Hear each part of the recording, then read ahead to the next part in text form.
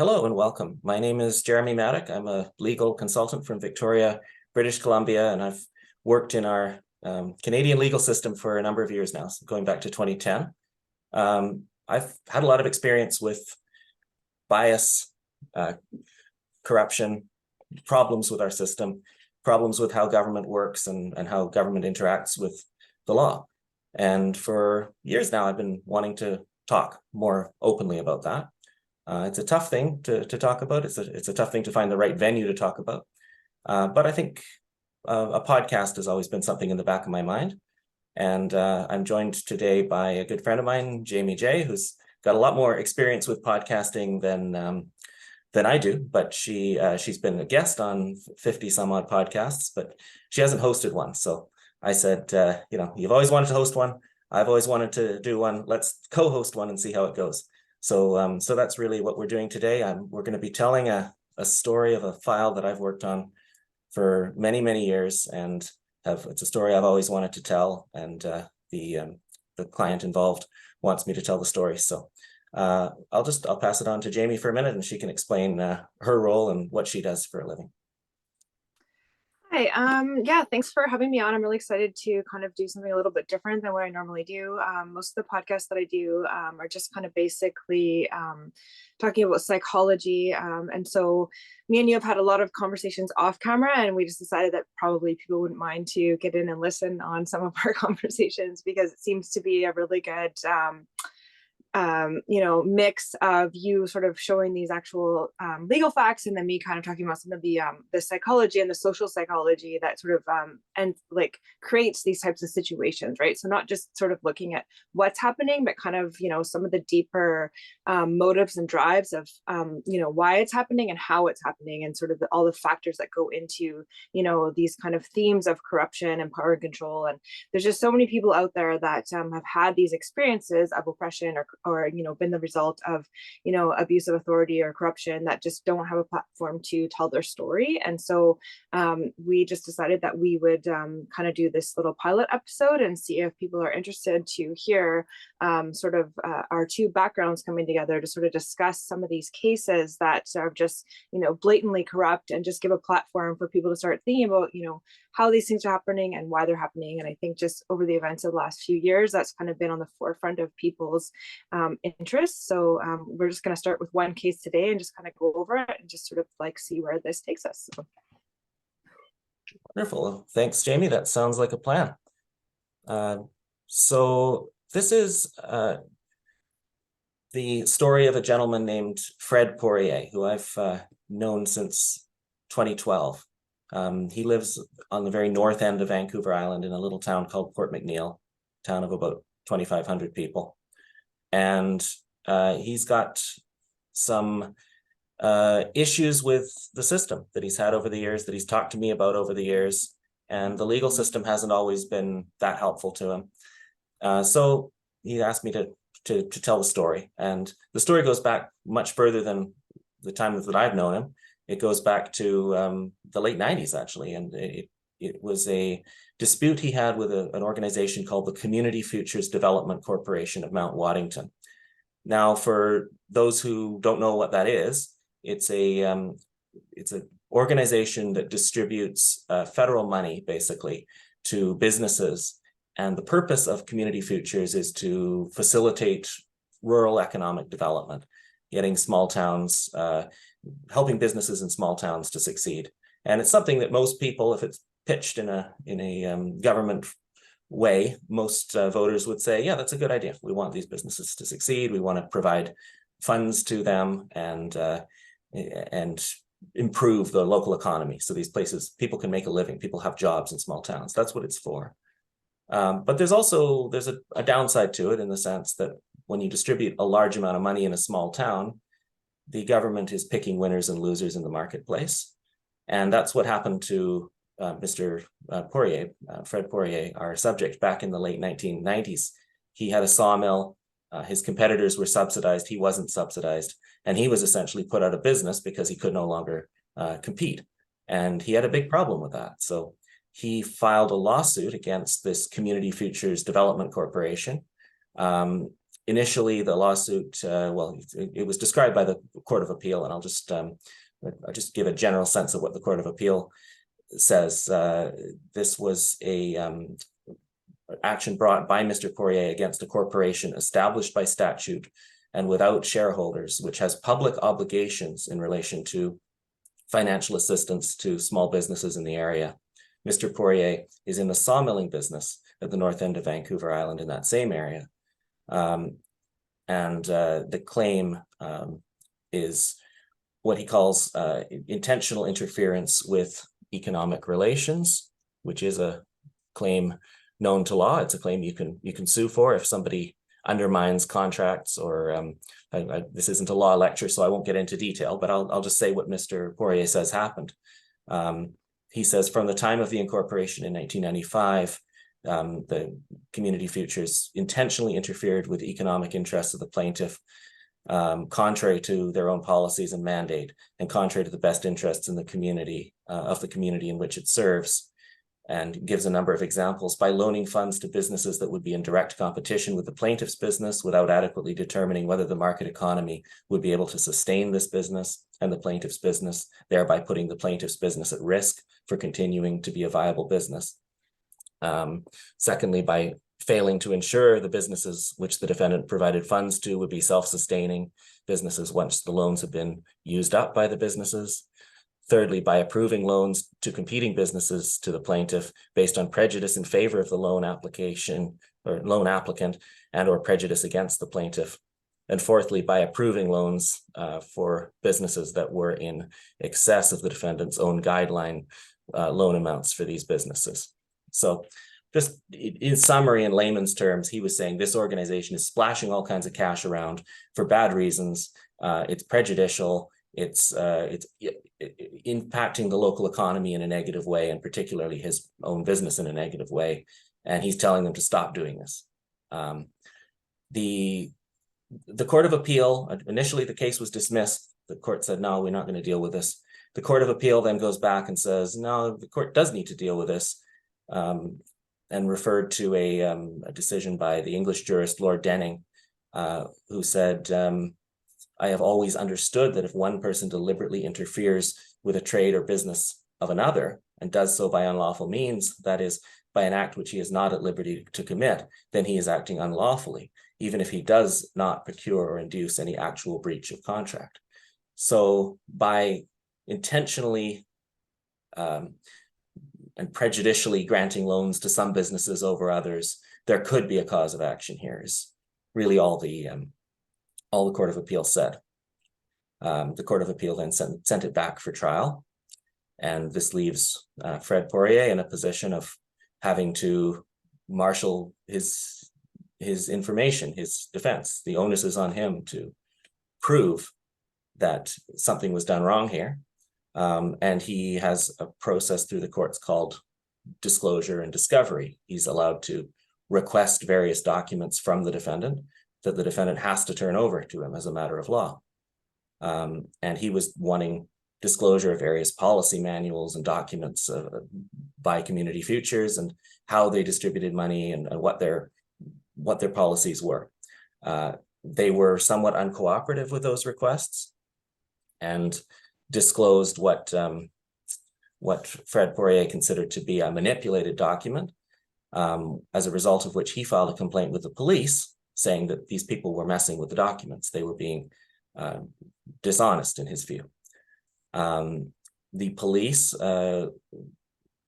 then summarized the report as follows, and I quote, Fred Poirier reported that the Port McNeill Community Futures Group has committed a forgery by removing some documentation out of their own policy manual and manipulating the document for court discovery purposes, end quote. Then the Port McNeill RCMP ultimately refused to do anything about this and didn't make efforts to follow up. In Mr. Poirier's view, he continued to write letters to the investigating officer, who was a Corporal McIntosh. In the police record, Corporal McIntosh notes letters from Poirier dated June 3rd and June 13th were received by Port McNeill June 18th and added to the hard copy of the file. So he was basically continuing to file complaints and the police were doing nothing about this. And again, this is all happening in June of 2012, so over 10 years ago now. And this is just the backstory of the file. Do you have any experience with this kind of stuff, Jamie? Have you heard about community futures or economic development? Like, do you have any thoughts on that? I'm not an expert on small Canadian towns, but when I went to school, we definitely learned about, international programs like the International Monetary Fund and how they would basically, go in and have these type of, sell things on this kind of Reaganomics philosophy of like deregulation, opening up the markets and stimulating things and then injecting money in. But really, that's just kind of an illusion because it's like all according to their structural adjustment programs, which are basically going to be how they're going to dictate whatever changes are made. And they interfere with actual free market forces and healthy competition, which actually would stimulate economy. So it makes it seem like there's this fair, healthy competition that's being stimulated by them, interjecting tax dollars into a local economy, when really it just becomes a form of, crony capitalism, where they're basically stimulating, people who are going to basically do what's going to be in the vested interest of the people that are putting the money into the system. So it's again, it kind of, gets sold on this like good thing that's going to help small towns, and that's how they get all these people to sort of go along with these programs that seem like they're almost like doing charity or something, but really it's a lot of money that's going to specific people. And I mean, just from what you've told me of this case, it seems completely legitimate that somebody would have to be transparent in that, especially in a small town where there's very limited people competing for those funds. So for Fred to request the information that he did seems to me would be like a very legitimate request that would have that everybody would agree should be public knowledge and easily accessible to the entire community. So yeah, it's really shocking to me when I first heard this story that there would be just so many barriers put in place by various different people that seem like they're from different organizations, but they seem to be just putting little pylons around Fred on all different angles, that he can't actually just even, have the facts that he would need in order to know how to navigate the situation with his own business and the local economy. Yeah, I thought so too. And I think if they're going to distribute money, my initial read on this was they've got to do it in an even-handed way. They've got to do it in a way that the community can have confidence in and in the public interest. But then again, what is the public interest? I've also studied a lot of that. So many statutes, so many laws that I studied in law school and have dealt with in my legal work have the words public interest in it, like the Competition Act, like the Legal Profession Act, like the various restrictions on competition that Canadian society imposes. They're all done in the name of the public interest. But are they serving the public interest? Sometimes they're pushing prices up. Sometimes they're pushing people out of business. There's all kinds of negative effects. And if we maybe we'll do more of an economics podcast someday when we can talk about the law of unintended consequences. But I think that's the real question here. If anyone wants to look up Frederick Bastiat's broken window fallacy, that's the kind of thing that we're thinking of.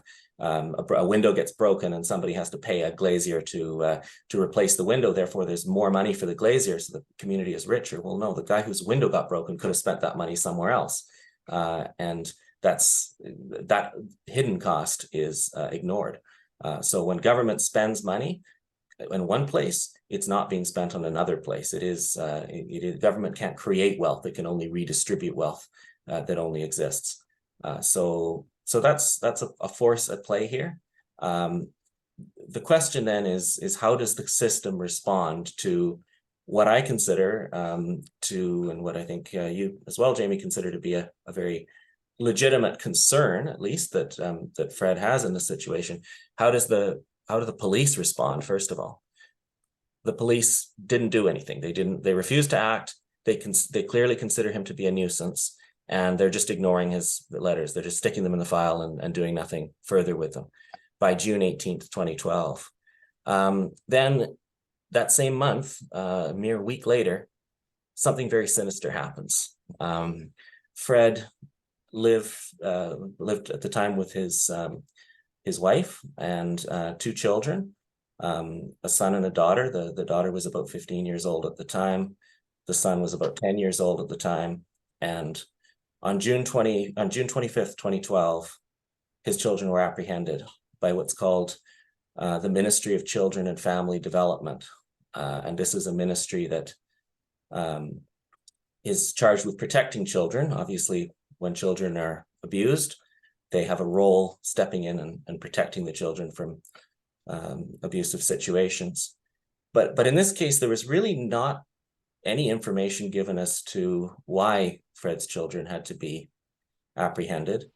And interestingly, the one of the officers leading the investigation and carrying out the physical removal of the children was Corporal McIntosh, this corporal who had been consistently ignoring Fred's complaints against Community Futures. When this came to court years and years later, it didn't really come to court, and I'll get into the reasons why in a moment. But some of the facts came out years later, and it appeared that the concern was focused on Fred's daughter, not his son. There was never any concern with his son. But his daughter had been communicating online with somebody who was exchanging sexual pictures, let's just say, without getting into any gory details, but she was communicating in a way with an adult male that Fred considered to be very inappropriate. And he was very angry about that. He was at one point called into the police station himself. And in Fred's words, the police told him, if she keeps doing this, this could cost you a lot of money. And Fred said, why would this cost me money? I didn't do this. I didn't make any money off this. I told my daughter not to do this. And the officer said, well, we can charge her with child pornography. You'll have to defend her. Fred said, I'm not defending her. If she's done something wrong, then you can take her. I think he said that in a moment of anger at the police station. If she did something wrong, you can take her. Fred's daughter, of course, was not happy about this. I'm speculating here, but I suspect she saw her internet friend as the victim and her father as the perpetrator. So she was angry at her father. This caused a total breakdown in the father-daughter relationship. And the end result was Fred's daughter, not only his daughter, but also her little brother, being taken away by the police. And that was the context in which I first came to know Fred. I was working at a law firm at the time. He was very upset. He saw this whole process as corruption, and he wasn't getting any answers. Before our involvement, though, they always have what's called, when they first apprehend children, they have to have what's called a presentation hearing under BC law, where counsel for the Director of Child, Family and Community Services reads out the allegations, explains why the child needs to be apprehended, and says in court on the record that at least shows that there's some prima facie case, a case to be met. So if there's an allegation that a child's being beaten, they would stand up in court and say the child's being beaten. Or if it's a sexual thing, they would say that. And if that's the case, if there's a serious concern, the judge will then allow the child to remain in the director's custody until that concern is addressed and until an investigation takes place. And the end goal is to try to ensure that the child can either return home safely or be transitioned into a foster environment where they can be well taken care of. So on this presentation hearing, so-called, it's supposed to occur very quickly. It didn't occur until August 1st, 2012, when Fred and his wife attended court with a lawyer. I'm not a lawyer that I work with, and this was again before my involvement. But the judge at the time was a judge by the name of Judge Claver, and he asked Fred's lawyer, it was a gentleman by the name of Harold Henning, so the parents are not consenting. and Mr. Henning responded on the record, they're not consenting. They're wishing to have the daughter returned. They believe it's just a matter of her trying to seek some independence and using the MCFD as a means of doing so, end quote. So it was clear at this point that that was the parents' point of view. There was no, now this is the time when you would expect the director to say, or the director's lawyer to say, well, no, there's all these concerns. But that didn't happen here. And the judge didn't even let it happen here. What the judge said is he assured Fred that he would not be making any orders in the matter, either returning his daughter or detaining or keeping her in care. And the judge's exact words were, I'm not judging you, Mr. Poirier, and I wouldn't deal with the file anyway, because I know how you feel about me. So there's personal history between Fred and this judge, and for whatever reason, the judge felt that it was not appropriate to sit on the file. And a judge always has that discretion. A judge can, if a judge knows a person very well, whether it's a friend or an enemy, they can say, look, I'm not dealing with this case. I'm too close to this issue. And there's many cases where judges should do that.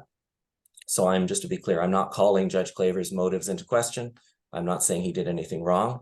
What I'm saying is he made it clear on the record, I'm not touching this file with a 10-foot pole. And he went on to say that the background of the file will be reviewed by another judge. And he told Fred, your daughter should be contacting you. He went on to say there needs to be a note attached to the file that I can't deal with this matter at all anymore. And again, that's what a judge does when he knows the people involved doesn't want to be involved, and judges can always do that. So this presentation hearing that was supposed to take place very promptly after June 25th gets derailed on August 1st.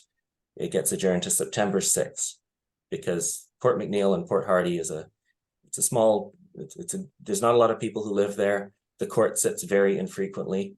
This is in Port Hardy, the next town over. Port McNeill doesn't even have a courthouse.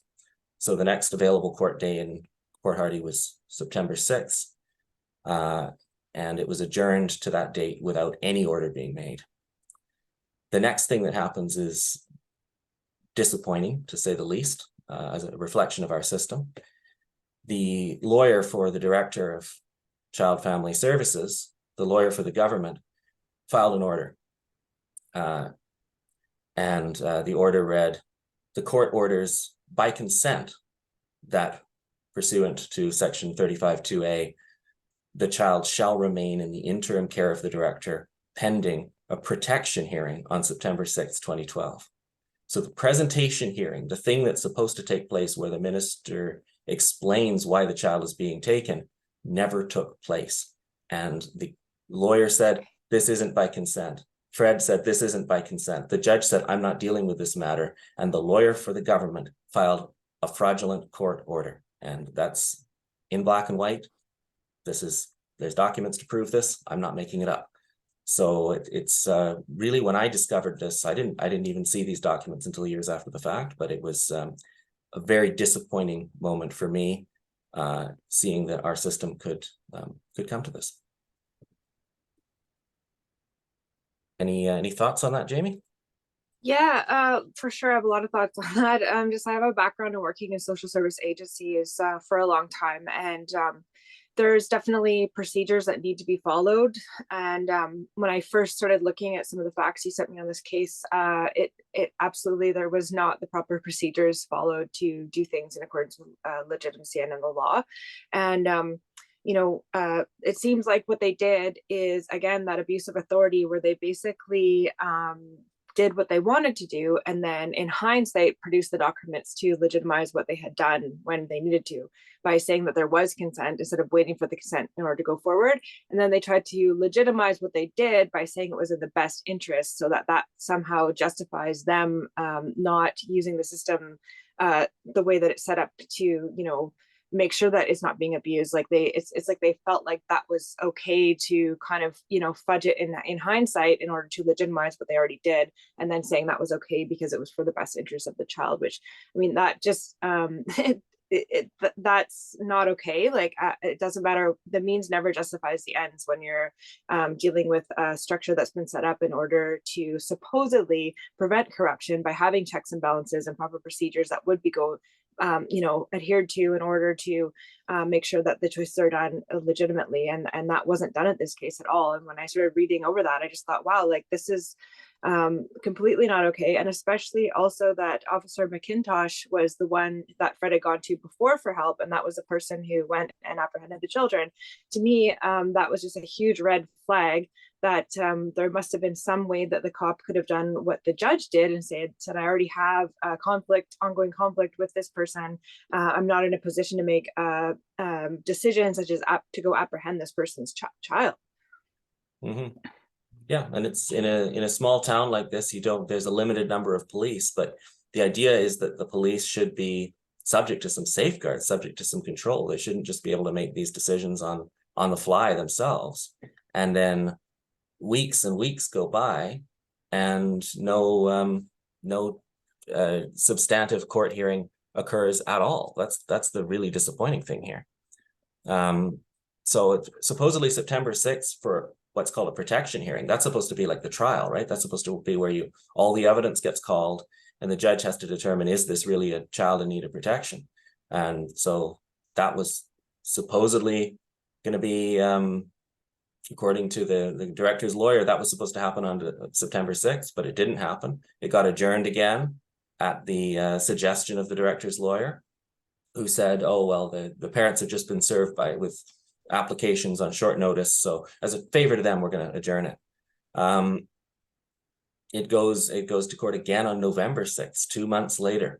And the parents appeared in court on a self-represented basis for what the director characterized as a continuation of the presentation hearing.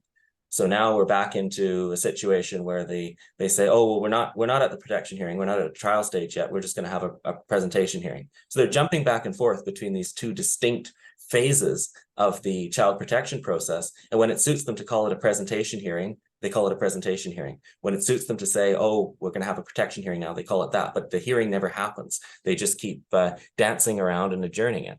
And at this hearing on November 6th, Fred again objected to the procedure being followed, and he said on the record, and this is again in black and white, I have the transcripts, that there was no legal justification for the director's ongoing custody of his children.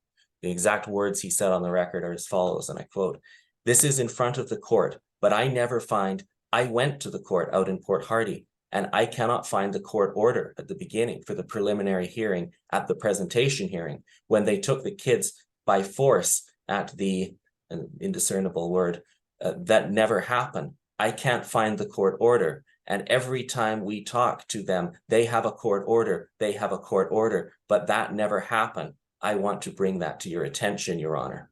End quote. Now, Fred is not the most sophisticated or legally knowledgeable person, but I can't think of a more clear way of expressing what he had to express in that moment. And saying, there's no court order. You keep saying there is a court order, but there isn't one. It was never issued. The director then has a different lawyer in the file at this point, who doesn't know anything about the file, and responds on the record that she wasn't privy to the contents of the file, that she would discuss Mr. Poirier's concerns with the director's counsel and the social worker, and that it would have to be dealt with in the future and it had to be adjourned. And the judge at the time, Judge Saunderson, responded, "The court file must be complete," and asked the director's counsel to ensure that this was the case. Then the matter gets adjourned again. No further presentation hearing occurred after that. It just got adjourned. And sadly, after that, it was the lawyer that I worked for who briefly got on record, and this is how I first learned about it, that lawyer, Douglas Christie, he passed away in March of 2013. So he was unable to proceed with the file. And then the matter went through a string of lawyers who Fred and his wife attempted to retain and attempted to get results, and there were just no results. It just kept getting adjourned. And it's very hard to find a lawyer in Port Hardy. There's very few lawyers up there. And most of the lawyers were in conflict because they knew Fred or didn't like Fred, or they had had past dealings with him or something. So there just wasn't anybody up there willing to take the case. And bringing a lawyer from Vancouver or Victoria to Port Hardy for a child apprehension proceeding is an expensive proposition. And it's not always possible for a person who's an out of work sawmill operator to fly in the top tier Vancouver lawyers to argue his case. That's an access to justice issue, another passion of mine that I'll talk about on a future podcast. But I've seen so many people in that position where they just can't get results. The legal system doesn't serve them, and it's so frustrating. So for my own part, I kept in touch with Fred even when I wasn't working on the file. I was a law student. I was in law school at the time, and I would, I'd just chat with him once in a while. And his son eventually was returned. His son really wanted to go home, and he spent about three or 4 months in foster care and was eventually returned. And he never had a square meal for those 3 or 4 months, but he ended up going home and he was okay.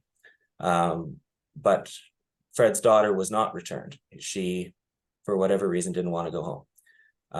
And it was unclear through most of this process what the reason was. We'll get to that reason in a minute, but she was adamant that she wanted to remain in foster care. And on May 28th, 2015, the case finally goes for a hearing. But remember, this is 3 years after the apprehension, and Fred hasn't been able to find a lawyer who can represent him. I'm a law student at the time. I said, look, Fred, I'm going to help you. I'm going to do what I can. I drove up island from Victoria to Port Hardy, about a 5.5, 6 hour drive. And I turned up in court. And that's where the first time that a lot of these details were aired publicly, because the director resisted even giving disclosure to the family about why their children had been apprehended. And it was this was a truly Kafkaesque process. It was a disgusting process, and everything that I saw. And finally, the case did go to court, went to a 2-day trial. This is where I had the opportunity of cross-examining Fred's daughter, and she was very resistant to giving much information about why she'd been apprehended. She did acknowledge that she had a conflict with her father, that she no longer wanted to live at home. She made no allegation of any abuse by her father. She made no allegation of any abuse by her mother or by anybody.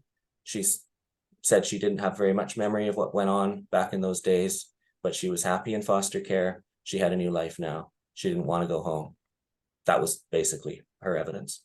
And it was not possible to really drill down very much. This is a fairly vulnerable young woman.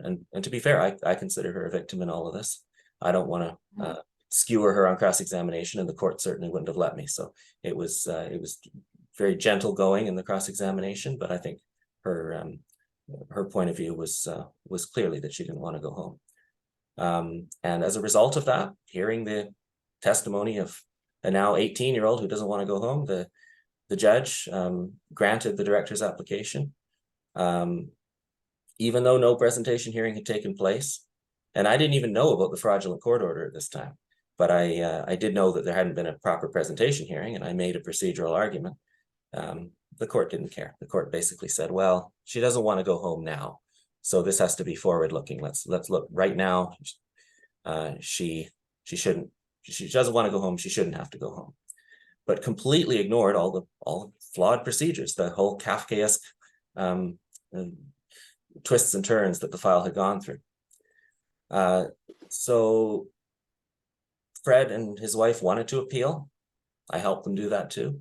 When we ended up in BC Supreme Court in Campbell River, I made the argument that the process was flawed. I made the argument that there was no real basis to need, that this child needed protection. And the court ultimately made a decision that, again, that it didn't matter. The procedural problems didn't matter. And I quote what the judge, Justice Ball, said. He said, during the hearing, counsel produced a copy of a court order dated August 1st, 2012, which was signed by counsel for the director and the court before being filed. The order was expressed to be by consent, which the appellants confirmed was not an accurate expression of their position at the time. The order was for interim custody in favor of the director pending a protection hearing, which was the order sought when the application came on for hearing in front of Judge Claver. The order bears a Port Hardy Registry Court stamp dated August 21st, 2012. Notwithstanding the error by the addition of the words by consent, this is a valid court order. It has not been set aside or vacated, end quote. So the judge calls this an error, admits this was not a consent order. It's described as a consent order, and yet upholds it, upholds what this family considers to be a fraud on the court. And if those kinds of orders are upheld, and lawyers are allowed to do that, a lawyer can just pass an order in and say, oh, it's by consent. And that's not how the court system's supposed to work. Normally, you need both parties in a civil case. You need both parties to sign a consent order confirming that it's by consent. But in this case, of course, the lawyer signs it, says it's by consent, and the registry trusts it. And years later, the judge upholds it. Yeah, it's a double standard. Yeah, if it's a double standard. They would never let an error fly in the court, but it's like if they made an error, then that's okay, and they can just kind of backdate stuff and say, "Oh, it's our error," but that the means justifies the end. Like that. That's completely not the way that the legal system is set up, and that sets a really scary precedent if people think that's okay to just let them decide themselves that they made an error. There wasn't even a trial to determine if that was a legitimate error, right? Like they just decided themselves that and give themselves a free pass on it, which is really scary. They talk about error as if it's just a slip, but it seems to me to be quite substantively fraudulent. It had a huge effect. It's deliberate. Yes, of a child spending 3 years in custody when there's no basis for that, or 3 years in foster care rather, when there's no basis for that. It's very disappointing, to say the least. But then, so why, this comes back to the question, why was Fred's daughter so adamant that she wanted this to carry on, that she opposed these appeals? She wanted to maintain separation from her parents and not go back home.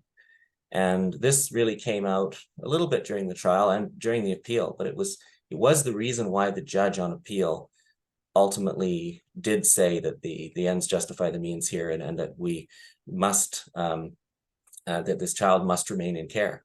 Because remember, she's almost 19 at this point. She can't be forced to go home. She can live her own life. But the judge referred to the very significant benefits that she will receive from the current continuing custody order. And these are benefits that children in care receive when they age out of care, it's called. When they turn 19, which is the age of adulthood in British Columbia, they receive university education paid for, rent paid for, various benefits, various huge economic incentives. And I quote again from the judge at the end of the hearing. The judge was not very happy with me at the end of the hearing, because he kept saying, well, don't you accept that she will have all these benefits? And my argument was, well, yeah, but that's not what the child protection process is for. So the judge, in his decision, deciding against us, says the present appeal is focused on seeking an order of the court to reverse a continuing custody order made in the court below. The appeal is based in part on a submission contained on ground one of this appeal that a deficiency with notice years before should somehow stop the very significant benefits the child will receive from the current continuing custody order. Chief among these benefits, the director has agreed to provide the child with 4 years of university tuition and related expenses, as well as housing until she is 24 years old. When asked by this court to agree that such a benefit was clearly in her best interests, the response of the appellants was, others may attend university without the financial benefits provided by the continuing custody order. The court is statute bound to consider the best interests of the child, not the circumstances of other children, which may be very different. The response of the appellants concerning other children is meaningless in these circumstances. the consequences of refusing to maintain the continuing custody order, which I find was properly made by the provincial court judge, would be an unsupportable deprivation of very significant benefits to be provided by the director to the child.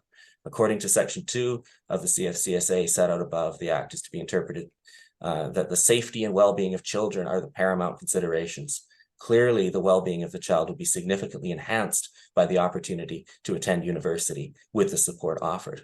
So here you've got that's the court saying, well, I don't want to take away this child's benefits, which, fair enough, nobody wants to be the bad guy taking away benefits. But if those benefits were conferred for the wrong reasons in the first instance, and there was no reason for this child ever to be in care, then should the record show that that this child, these parents were somehow did something wrong or deserve to lose their child because the child might receive benefits years after the fact?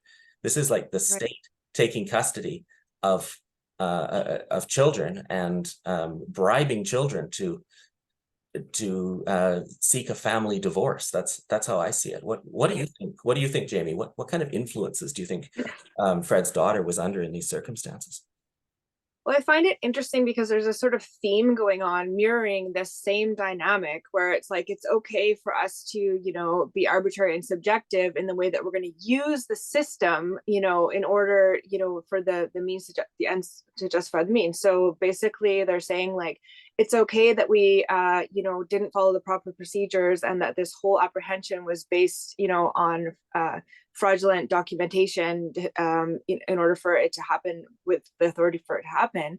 But they're saying that's okay because there's a benefit in their opinion to the child, right? And so again, it's that kind of you know, when somebody might, you know, beat their own child and say, well, it's for your own good, so it's okay, you know. And that's kind of like the state is sort of infantilizing these people and saying, you know, we're going to, you know, do actions that are abusive even within our own system. We're going to like break our own rules and forgive ourselves for being in error because that is completely justified by the fact that there's our perception of a benefit to this person, and so that somehow legitimizes, you know, sweeping things under the rug and kind of making things work within their own system that they didn't follow the proper procedures at all. Like either way, one doesn't justify the other. So even if there were benefits, and even if this young woman did want to stay in care, like those are two separate things from whether or not there was a legitimate way that that child was apprehended, which it shows clearly that it was not, right? And so one doesn't negate the other, in my opinion.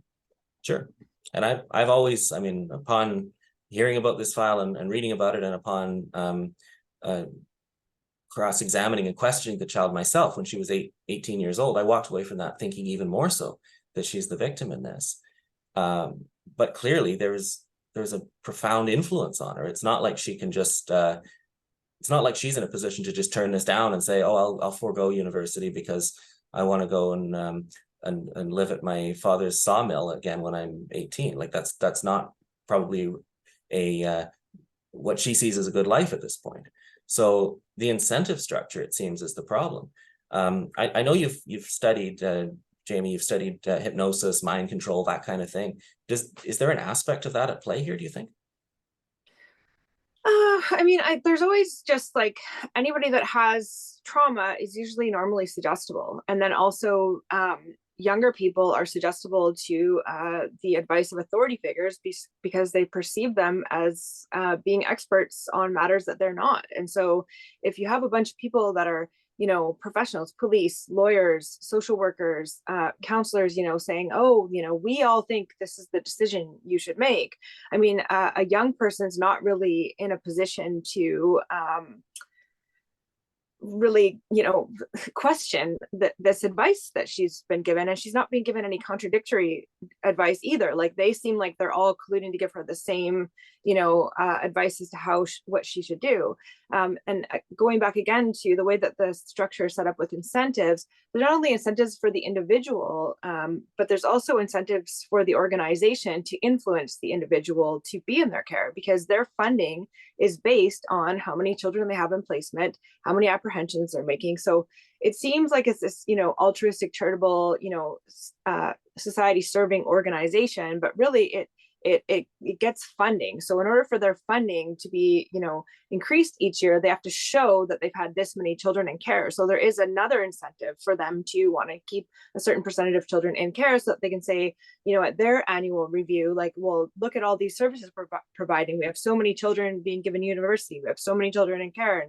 And so that would be where their funding comes in. So it's not this altruistic action where they're giving advice to people, with their best benefit in mind always, right? Like, and taking somebody's children is, a real violation of, the natural structure of the authority that a parent has over a child. And I'm not saying there's never a time and place for it, but it should always be a last resort to do that, where it really is like where the child, there's no other choice to protect the child from harm. And so, saying that it's okay because that child will get university, I mean, that sets a precedence of like them being really subjective and like, oh, we just think we should be able to take our kids to be better for them. And so where does that line end, right? And if the state keeps creeping in with that directive, how, when is that going to be considered inappropriate? Like, people can consider kind of where that line might be, because, in this case in particular, like, there is no record of like, domestic violence incidents or, things like going that have like legitimate proof that something happened to do that. It was like,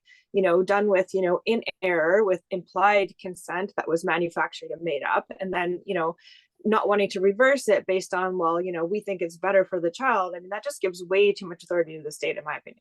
Yeah, it raises this specter of how many children growing up in poor families who maybe argue with their parents sometimes wouldn't take this deal if it was offered to them.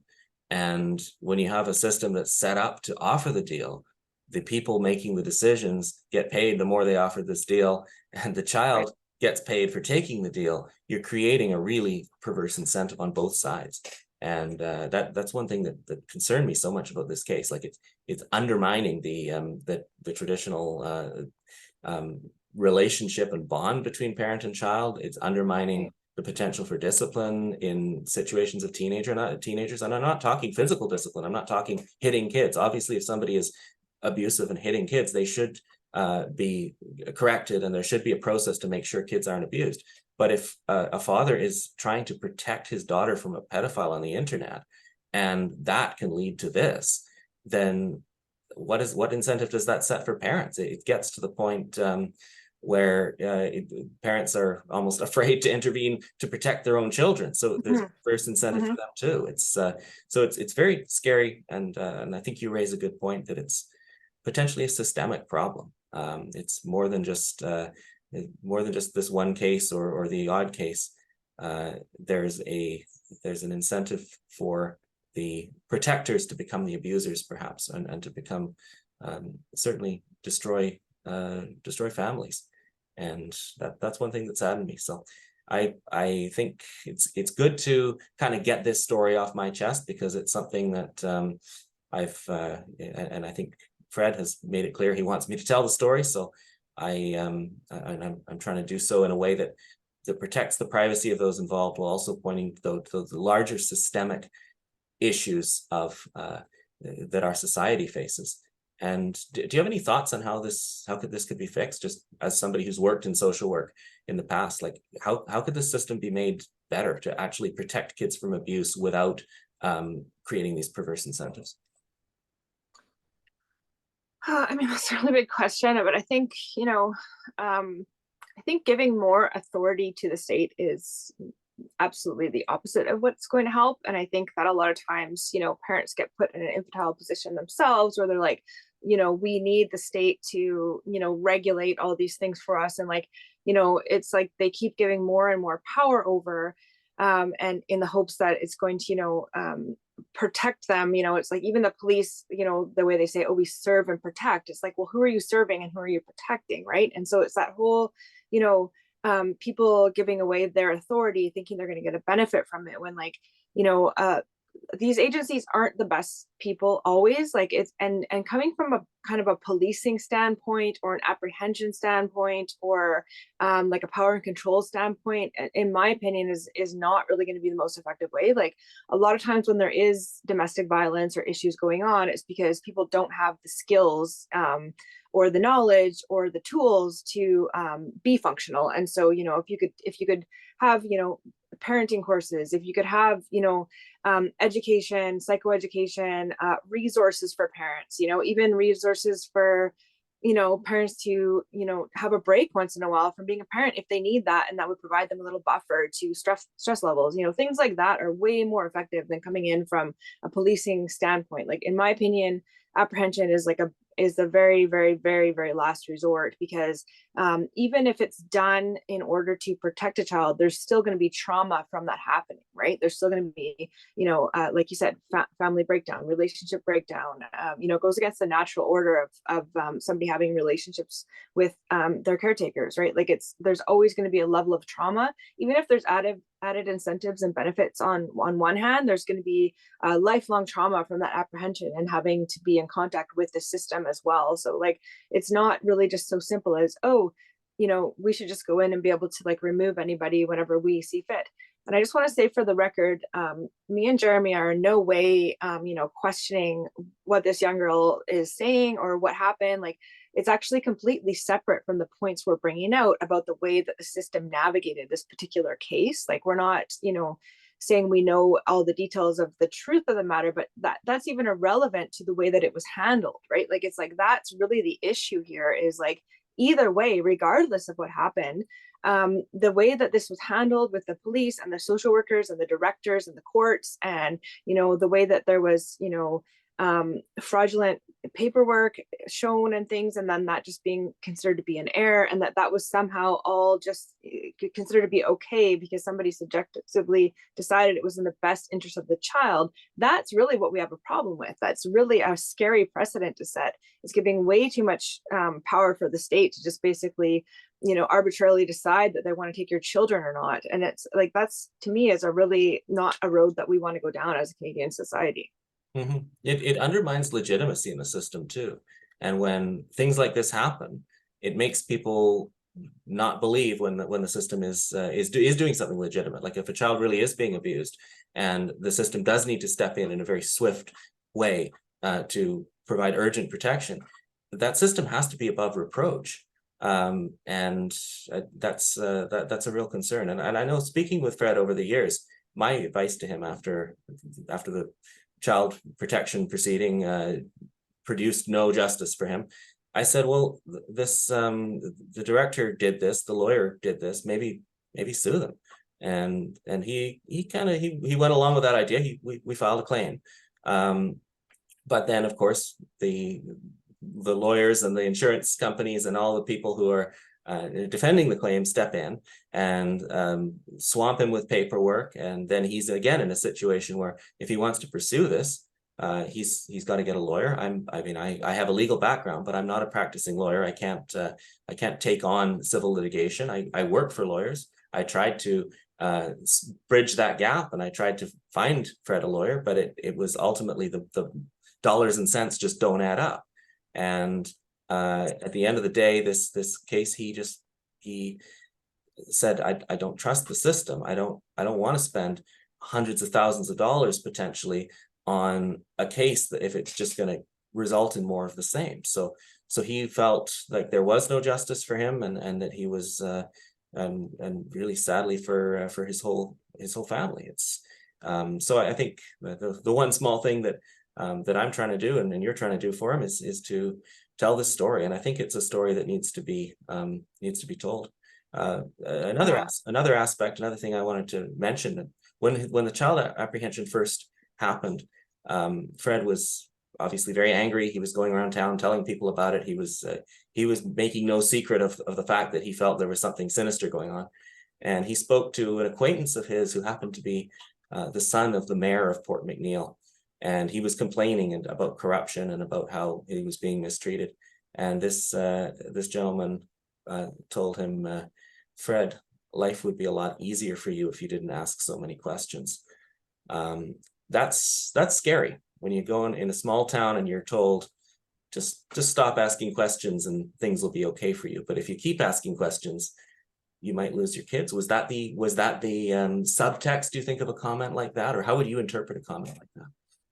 Yeah, when you told me this story, at first I was a little bit overwhelmed, because I'm like, there's so many factors here and there's just so many things that have happened. But then there's really a theme to all of it. And you know, we were kind of joking off camera about the Rambo 1 movie, First Blood, because it's like that's really what it reminded me of when he started telling me the story of, you know, Fred and his interaction with the police and the townspeople. And, you know, I'm sure most of the audience has seen that movie. And really what that movie really personified was that, you know, it was the good old boys club in a small town of the police. And, you know, Rambo was there as a vagrant, not harming anybody, but, you know, the cops just kind of were like, this is our town, and like, you're gonna, you know, basically, you know, do what we say, or we're going to make your life difficult, you know. And Rambo didn't listen. He said, like, you know, I'm just doing my own thing. I'm not breaking the law. Like, I'm not being, you know, escorted out of town just because you don't like me, you know. And anyways, I'm sure people have seen the movie and you can see how it played out. But it really showed kind of the personality of these small town, you know, with the police, that kind of, they know each other, they know everybody, they really feel like it's their town and their municipality, and it's like they're very territorial.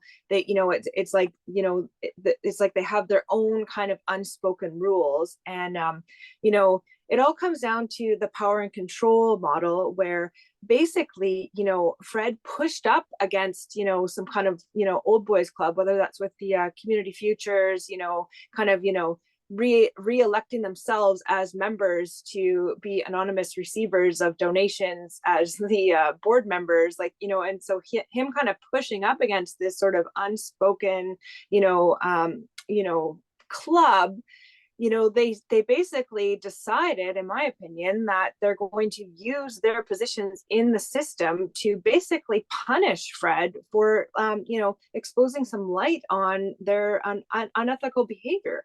And so it's not really about using the system legitimately to, you know, hold Fred accountable for things. It was basically like, you've basically pushed up against, you know, our, you know, unquestioned authority, and now we're going to make you pay. And that's why I thought it was very significant that the same officer that was supposed to invest in community futures was involved in apprehending Fred's children. Like, that to me is like really, you know, not appropriate. And then, you know, just the way that the whole seems like the whole sort of town has these, you know, with the, you know, the mayor's son and the police and the community futures. And I can't remember all the details, Jeremy. I'll get you to go over what Fred had explained about how the police were actually on the payroll. I think of, I can't remember, like, but they weren't a regular police force. Like, they were paid some other way. There are if you there are remember the CPs details. that are a federal police force, but they're paid by the municipality. So they're essentially Right. hired guns for the municipality, like a municipal police force, but not a municipal police force. Right. Which is not unusual. There's lots of towns that operate this way. But I hope there's lots of towns that not all small towns in Canada operate the way that I've heard from Fred, because it's a pretty disappointing situation if they do. But through all of this, Fred continued to want accountability and continued seeking information, and being somebody who injustice bothers me, and being somebody who comes from that perspective and was very curious myself about this whole story, I've kept helping him over the years. And in 2016, there was this whole issue of, like, where is this money going? And Fred wanted to raise this again. Where's the community futures money going? How's it being distributed, and who's making those decisions? And I said, well, it's federal money, so we should be able to follow that money through an access to information request under the Access to Information Act. And at the time, I was in my final year of law school. I was writing a thesis paper, a 60-page long paper on information and privacy law. And I felt like I was an expert in this area of the law at the time, and I could find a way of using the law to get accountability for Fred. And I agreed to help him do that. So what I sought, I filed an access to information request and sought disclosure of the names of all members of the corporation. Seems reasonable. The minutes of all meetings since January 1st, 2010, meetings of the members, rather, so that would be like the annual general meeting, the minutes of all meetings of the directors since January 1st, 2010, and the corporation's policies and procedures for due diligence in the distribution of public funds. So this is basically just who's making the decisions, what are the decisions, and just show us your decision-making process. That's really all I was asking for. And I submitted that not to Community Futures itself, because Community Futures is a private organization, but they get their funding from a federal agency called Western Economic Diversification. So that's who I wrote to. And they responded to my request saying they did not have a copy of the corporation's membership list. They did not have a copy of any of the minutes to any of the meetings. So essentially, we know from public budgetary records that that Western Economic Diversification distributes a substantial amount of taxpayers' money to this corporation, supposedly in the public interest, but they claim they know absolutely nothing about the corporation's decision-making process or where this money goes. So this was a bit of a red flag to me. So I wrote back to the minister again, and I expressing concern about the lack of accountability. They wrote back to me again saying Community Futures offices are not subject to the Access to Information Act, and the government does not require minutes of meetings or copy of the corporation's membership list. So I filed a complaint with the Office of the Information Commissioner about this, and the contribution agreement by which money flows does require this information to be disclosed by the corporation to the government. And ultimately, they grudgingly acknowledged this and obtained the records from Community Futures, which the government obviously has the power to do because they could turn off the tap and stop sending money. So the corporation's going to comply with what they're asked by Western Diversification. And then, of course, those documents entered the public domain, and I sought that they be disclosed, and they were disclosed, but the contents were heavily redacted. In particular, they withheld the names of the corporation's members. Those are all blank. The names and also the loans and grants approved by the corporation. So they wouldn't say any of the loans, any of the grants. So we're not allowed to know who's making the decisions to distribute this money. And we're not allowed to know who's benefiting from this money. So it could easily be the same group of people electing a closed shop of directors to then redistribute the money back to those members who elect the directors. And I'm not saying it is. I'm not saying that I have proof of that, but the documents do show that they're very secretive about this information. They don't want to know, they don't want us to know as the public who's making the decisions, and they don't want us to know where the money's going. And this is my access to information request. This wasn't even, I'm seeking this just as a member of the public, as a Canadian, which I have a right to do. And yet they won't respond. So they wouldn't provide me with this information. It was heavily redacted. And just on another note, an update to the story since then, I filed another complaint to the Information Commissioner, of course. I've received various letters from the Information Commissioner over the past 5 years or so, and they always say they need more time or they want more submissions, and I respond whenever they ask me for any information. I respond. To this day, I don't have a decision on whether this redaction happened properly, and it's very upsetting when you think you're trying to get records quickly. And back in 2015, when I was in 2016, when I was researching this in law school, this was when Justin Trudeau's government first came to power, and they said, Justin Trudeau himself and the people running under him said that the access to information system is broken. It needs to be fixed. It needs to be better. It needs to be more responsive. Well, it has, if anything, gone in the opposite direction, and it's even more of a mess now than it was before. That's my point of view anyway, as somebody who's engaged with it a little bit. What do you think, Jamie? What do you think about just the state of government transparency in Canada, and the federal government's approach to it in particular?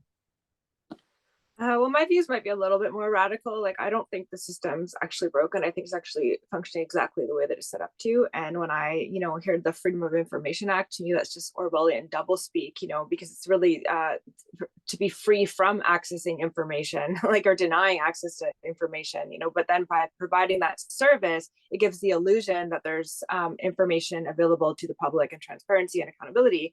But when you actually try to access those services, you're just stonewalled on so many levels. And it's designed to basically just wear you down, where it's like, you can file and file, and like, they'll just keep, sending you back little letters, or if you, when you finally do get something, it's so redacted that it was, pretty much useless anyways, but you've, invested so much time and energy to even get that. But like, again, it gives that illusion that they've done something, and that they've given you something, and that they've released something, and that there's, accountability or transparency, when again, it's just, holding the whole system in place where these people can do exactly what they've done in this case, which is basically, just like line each other's pockets and never be able to have their name on the public record, yet be taking taxpayers' dollars and filtering into where they think this money should go, which seems to me, in this particular case in a small town, it seems to be their kind of buddies is where they feel that it should go, whether that's funding their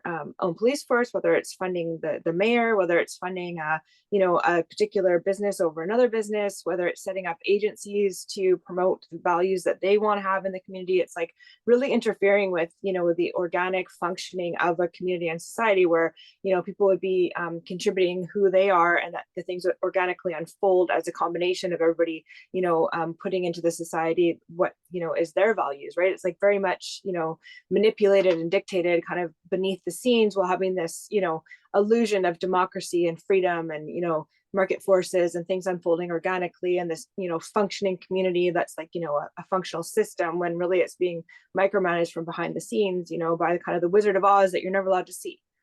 Mm-hmm. Yeah, that's my impression is, if this was really on the up and up, and if they were making a fair, objective determination as to who should receive this money and how it would benefit the community, why wouldn't they want to disclose those records? Why wouldn't they want to disclose who's making the decisions, and be proud of those decisions, and show their successes? If they save some business on the verge of bankruptcy, and maintain competition and maintain transparency in the community, then why wouldn't they want to show off about that? But it's all pure secrecy. And maybe that is how the system is intended to operate.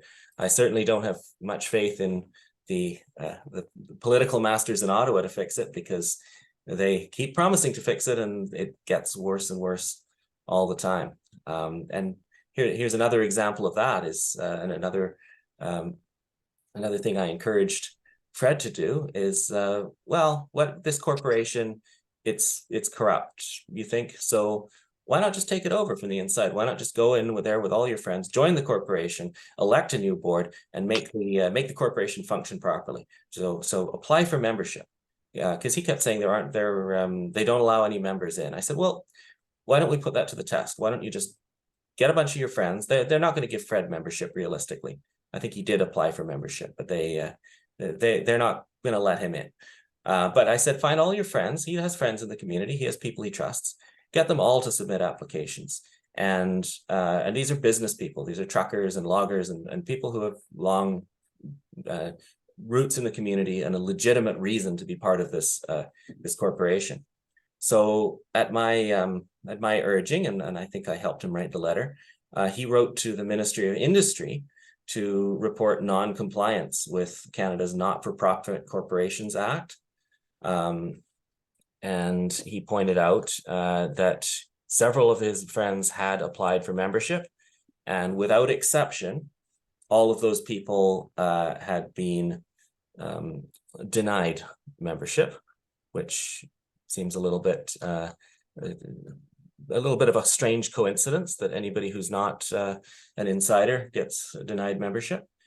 So Can I just interrupt you for a second? Was it ever explained the process for people to be able to become members? Like, was that ever, like, the actual process of how somebody becomes a member, was that kept private as well? There's a form on the website. It's a very simple form, and it was just a membership application form to become a member of the corporation. And then the board reviews new membership applications, and the board determines whether somebody gets to become a member. And then, of course, the members, in theory, under the law, the members are the ones who elect the board from among the membership. So the question is, how many members are there that aren't board members? Fred believes that there are none. I've never seen any evidence that there are any. So it seems like it's the members are the board and the board are the members. And that's really what we were getting at here. They're not letting, this isn't an organic community grassroots organization that allows members of the community to come with good ideas and input. It's a closed shop. And that's, so by submitting all these membership applications and the board denying them, it was showing evidence of that.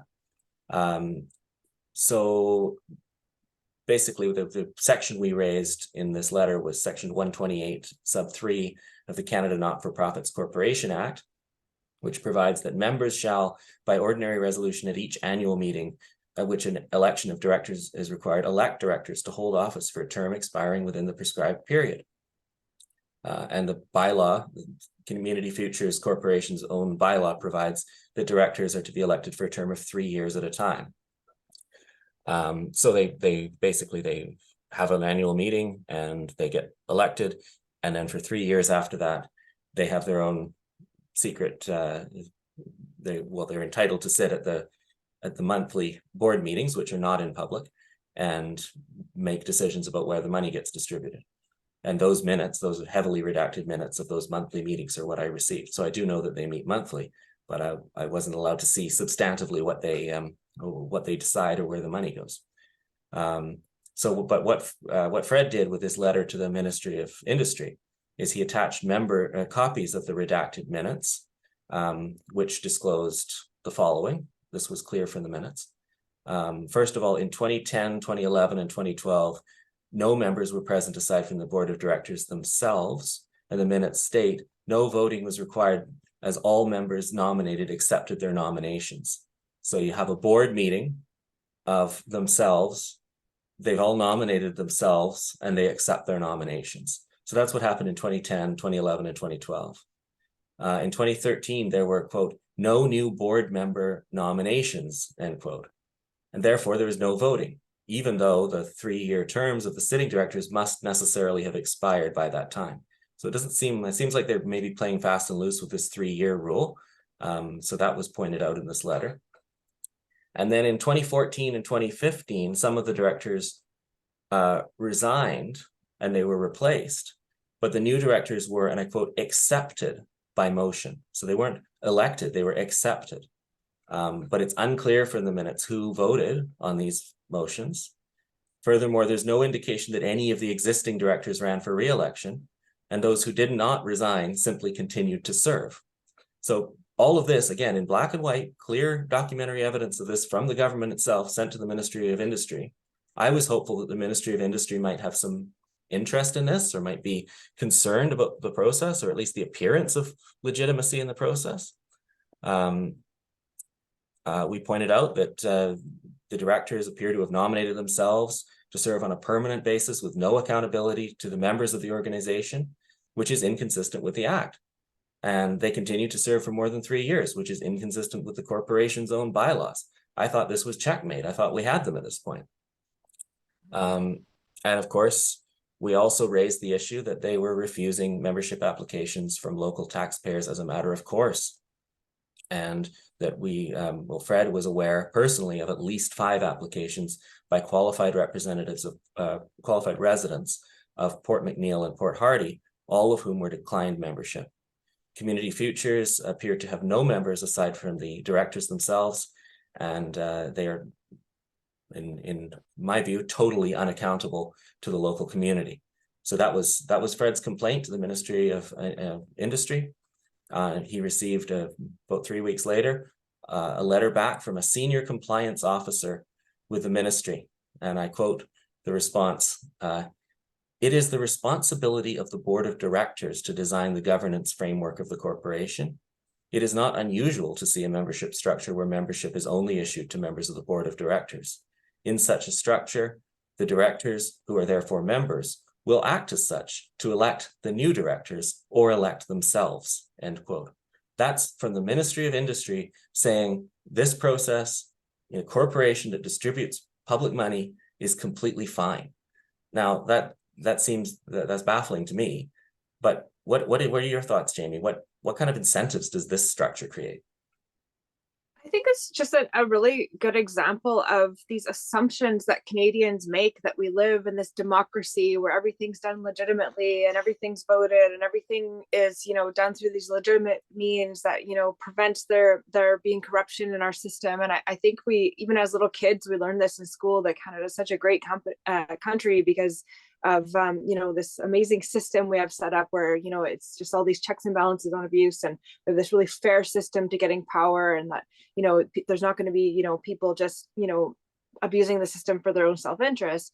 And again, what's happened here is, it's just so clearly the opposite of that. And again, it's just a microcosm of what's happening in our country in general. Like, it's just, I think Canadians have been kind of lazy and complacent in sort of assuming that we have these systems in place that are really fair and democratic, when really there's these kind of loopholes. Like, this is a perfect example with, members being members of the board, re-electing or accepting their by default, re-election, or however it was worded, sorry. But, it's like, that's just these sort of default ways that, it appears that there's been a process on the surface, but really there hasn't. It's just a way for things to reproduce themselves. They've set it up in a way where it kind of runs like a clock, where they just keep maintaining power and no one else can penetrate that system. Like, even having an application to join where they're the people deciding the application, that's not a democratic process at all. And so I think that everybody, regardless of how you feel about this particular organization, I think it's just a really good example that applies to all Canadians. But like, is this the kind of country and system that we want to live in, where these systems kind of self-replicate themselves without a democratic process interjected into them?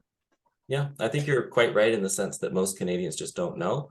And if without my Right. experience in the legal system and going down intense rabbit holes like this one, trying to find an answer to this guy's question, like I wouldn't have known that a corporation could be set up that way, especially a public corporation. There's lots of closely held family corporations that might be set up that way. But when you've got the body that distributes money for the government set up that way, and the incentive here seems to me to not allow new voters in, because the directors could get turfed if enough people in the community decided to come and say, no, you're doing this wrong. But the public interest is not being set by the community or by the grassroots or by the majority here. It's not even democratic. It's set by a closed group of people who we're not even allowed to know who they are. Like, this is really this seems like something in a communist country or in a Kafkaesque system. It's it's a real concern, and like I said, I don't think a lot of Canadians know, and I hope if any Canadians are out there watching this podcast, that you'll think critically about this, and next time you see a government organization that claims to be on the up and up, give it a little bit more skeptical analysis. That's the only advice I can give, because we can't fix all these problems, but the better we understand them and the more people understand them, I think the more popular will there will be to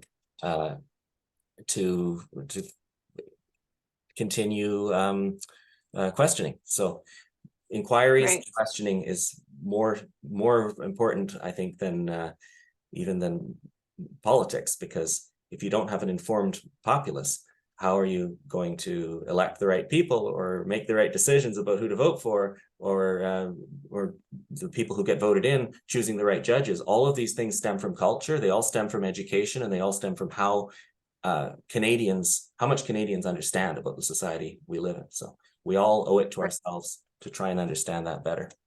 And to be clear, one reason why I admire what Fred has tried to do over the years is because he's one of those people who doesn't give up. He's like a dog with a bone. He keeps fighting, and we need people like that they might be inconvenient sometimes, but we need them to have a fair society. And being inconvenient to a corrupt system is maybe the best antidote to corruption. Just want to go a little bit into some subsequent developments and issues. Like I said, the whole thing with the Access to Information Act is in a holding pattern. I'm still waiting for an answer on whether they're going to disclose anything further. I don't have much hope that system is on the up and up, to be honest. Ministry of Industry wouldn't do anything. Community Futures continues on its same old path of distributing large amounts of money with no accountability. Meanwhile, Can I just yeah, I just want to say something before we move on about when I took my neurolinguistic programming, we really learned how the power of language is used to manipulate people, because people will project their own meaning onto words. So even the words like community futures, it sounds like a really all-inclusive thing that's going to benefit the whole community, but it's really only some people in the community. But they say it's community futures, or like it's like saying family values. Well, like people will just project whatever their values are onto that saying, right? So they use these type of like nominalizations, which are just like people will project onto them their own meaning, which that it seems like it's inclusive of everybody. And I can't remember what the other one was that you just said, like community incentives or something. So like all of those really don't mean anything except to the individual of what it means to them. And so they always try to use words like that to make it seem like it's something that's happening for the benefit of all, when like I think it's just really important to be aware of how that language is being used to, manipulate the intentions of what some of these organizations are doing. Yeah, absolutely. It's like the Orwellian Ministry of Truth, which is just the Ministry of Propaganda, and those are the people that name all these government bodies. Right. But even as this, so the corruption ticks on in Port McNeill. Not much has changed, but meanwhile, Fred and his family, his wife Deborah, they still have to live in this community, and they have had issues with the police, frankly, since Fred's quest for accountability. And just an example of one of those that came up in just over a year ago, March 23rd, 2022 now, Fred and Deborah were attempting to secure a trailer that was owned by Deborah's late uncle, who passed away in, I believe, in late 2021 or early 2022. And he was a little bit of a hermit. He didn't have a lot of friends or family, and Deborah was his only surviving heir, and of course her son, Fred's son, was also involved, and he's an adult now. He's about 21, and they went round to secure basically their late family member's property, which was derelict. I saw pictures of it. It was an old kind of mobile home. It was leaning over with doors open and homeless people squatting in it. And who's going to secure that if not the family? So the uncle, Deborah's uncle, he had no children. He didn't leave a will. And Deborah and her son and Fred were the only living relatives. There was a lawyer retained in Victoria to apply for a grant of administration, and their son had gone through the paperwork of doing this. They were doing all the proper things. There were no completing claims to the estate. And then one day, Fred and Deborah attended their uncle's mobile home with the sole intention of securing it, locking the door, making sure it wasn't falling down. They did this with permission from their son, understanding that he was the administrator of the estate. And they believed that this was not only the legal thing to do, but a necessary thing to do. And acting on a legal term I would call color of right, which means you believe it. You believe you have a right to something. You believe you own it, even if you don't. And these actions were necessary. It was in a state of disrepair, this mobile home. It was leaning to the point that it was likely to collapse, and it had been broken into. The door was open. And Fred brought this to the attention of the Port McNeill RCMP. You must wonder how they feel when he walks in there. And they said, "Oh, we'll look into it." That was their answer to him. "We'll look into it." 2 days later, the thing was still leaning over. The door was still open. And Fred and Deborah entered the mobile home, believing that there was an imminent peril that it would be damaged by thieves or squatters, and that it might be structurally unsound to the point that there was a risk to neighboring properties. And they exhausted every avenue of bringing this to the attention of the police. The police did nothing. And then while this was going on, while they were in the property, the police arrived. They carried out an arrest. They handcuffed Fred. They were quite abusive to Deborah, emotionally abusive to her, in the sense of saying that she didn't really care about her uncle, and she hadn't taken care of her uncle or something along those lines. Recommended criminal charges, and ultimately, I believe, criminal charges. There were conditions laid, at least. I think the Crown did not. I know the Crown did not proceed with any charges against Fred and Deborah, but conditions were imposed preventing them from going to the property of Deborah's uncle, and the police. That was the police's answer, or their reaction to this very necessary step of trying to clean up a family property and make sure it was secure. There's also been other issues where Fred has had difficulty with tenants on his property. Some of his tenants have been threatening towards him and his family. And whenever he's brought these issues to the attention of the police, they refuse to act.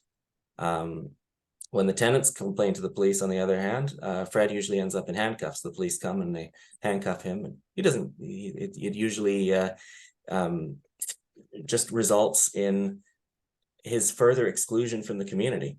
And one such incident was the truck of this uncle who passed away was towed away by a tow truck operator down the street, who claimed, "Oh, the police asked me to do it."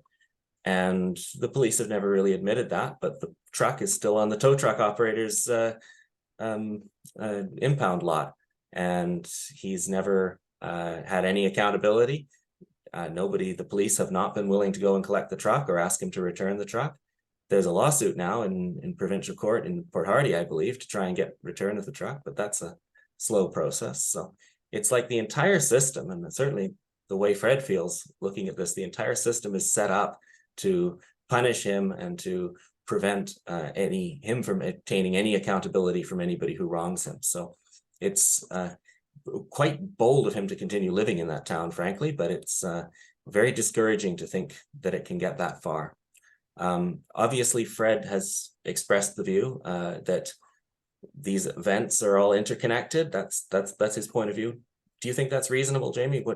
How would you interpret all of the sum total of what we've talked about today? Yeah, I think absolutely. There's just a pattern here of kind of a club, or maybe like a gang or a cult would be another, different terms you could use to basically describe a group of people who are working as one unit for mutual benefit at the exclusion of others. And somebody like Fred came along and pushed up against that and demanded accountability. Well, not even demanded, just requested accountability. And has been punished for that ever since, and has been basically, the system has been used in any way possible to just basically make life hard for Fred, whether it's through overt actions done against him, or by not providing what was required morally or in accordance with the job of the police, like by not providing protection, or securing the property, or going through proper avenues. I mean, or just even helping Fred to protect his own property, right? So it's that sort of sin of omission, or whatever you want to call it, but that not doing what's required, or failure to provide service that would be required in a situation that would normally be provided to somebody else, but because it was Fred, there's an exception where that service was not provided. So it's kind of both sides of it have been used to basically, in my opinion, just punish Fred for basically pushing up against, like the mayor's son said, things would be a lot easier for him if he just stopped asking questions and, stopped basically, shaking up a bee's nest. And I feel like that's really just a good analogy for what Fred's done, is basically, kicked a hornet's nest. And now there's just all these different, ways that they're basically just trying to punish him for doing that. Yeah, that's certainly the impression I've got over the years. And when I first met him, I thought it seemed like he was drawing a lot of connections where there weren't any. But over time, I've seen the connections build up and the coincidences build up, and it's hard to believe that these things aren't interconnected in a small community where he's had such a consistent experience and so well documented. It brings me though to a question about small towns generally. Like, I've always thought, living in a small city like Victoria, but a city.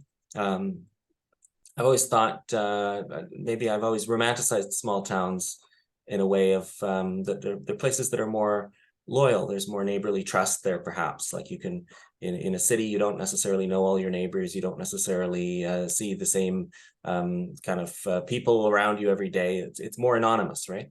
And I always thought that small towns could be a place of loyalty and trust. And I guess kind of civil society where people take care of each other. But it seems in this case like they can also be kind of a closed shop of where exclusion can occur, where corruption can occur. You're in the tribe or you're not. And what can communities do? What can, like, local I'm not even talking about government here. I'm just talking about you live in a small town and you've got to coexist with your neighbors. How can communities interact in a way where this kind of corruption can be avoided and where people can be treated fairly? I'm glad you mentioned tribalism, because that was the word actually just on the tip of my tongue when you're saying that. Is it's a tribe can have benefits where there's mutual survival because of a tribe, but I mean there can also be where the tribe will, if you're not a standing member or respecting the hierarchy of the tribe, like they can exclude you from the tribe, which can lead to you not surviving. And so that's kind of an analogy to what they've done to Fred economically or just even socially within that community. So it's like, it's like where's the place of the individual in the tribe, like, and so small towns become very tribalistic, whereas cities, with the anonymity, it creates more sociopathic behavior because people aren't necessarily held accountable to the tribe, or their reputation doesn't always follow them, right? So there's kind of, in my opinion, like a good and a bad side to small towns.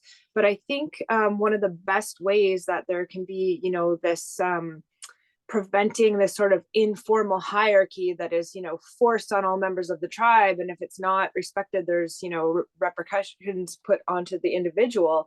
I think that number one is transparency, and without transparency, there's no way to penetrate this kind of secret group within the small town that's basically a town within the town. It's like an extra club that's not part of the main society, that's just appears to be benefiting all of the community when it's not. And unless there's accountability, in my opinion, all of that stuff with community features should have a web page, public notice. Anybody can just Google it, look it up, see the members, see the budget, see the board. Like, it's just be public knowledge. There's no reason for it not to be, in my opinion, unless there's something unethical going on, would be the only reason to keep that information hidden. Yeah, so there's a lot that can be done. I think when you talk about it as sort of a double-edged sword, there's, in small towns, people know everything about one another personally, but when you get these government structures that exist, and a few people can harness that and take control of it, they can wield an inordinate amount of power. And it is sort of that collision of tribalism and of an advanced industrialized society, where those who are the strongest or the most maybe the most manipulative in the tribe use tools that they wouldn't otherwise have had. They wouldn't have it if it was a village, a small village isolated from the world 100 years ago. There's now a lot of, it's very hard to find a place that isn't integrated with society. So it's there's pluses and negatives. I think it's a fascinating area of human psychology, and and sociology. And I wish there was a solution. I don't know if there necessarily is one that we're going to come to today, but I think talking about it and making sure that people understand some of these issues and think critically about their own communities and their own circles, and try to avoid, try to keep your hands clean from corruption yourself, and point it out where you see it. I think the world would be a better place if we had more people willing to do that. So this has been a great conversation, Jamie. Any reflections on your end? Any final thoughts? Just for final thoughts, I feel like sociologically and globally, we are moving into a different era of, where people are not able to remain as anonymous. And those are whole other issues that we can talk about on another show. But I mean, just sort of as a trend, anonymity is going to become less and less. And so corruption has actually been able to function for quite a while in multiple layers of our society, unchecked for a large amount of time. And with the internet and, and with all of the people that are doing work like we just did here today, which is just to basically, put this information out publicly, that's just happening on a grander and grander scale. And there's just this trend. And so a lot of people that are, thinking they can still get away with corruption, I really just think your time is limited before, the mask is going to be pulled back and everything is going to be basically able to be seen by all. And so, just considering, like you said, if you're doing something now, like you may have got away with it for a while, but I feel like the way that the world's going, it's like that's just going to happen less and less. We're just getting to a point in humanity where it's,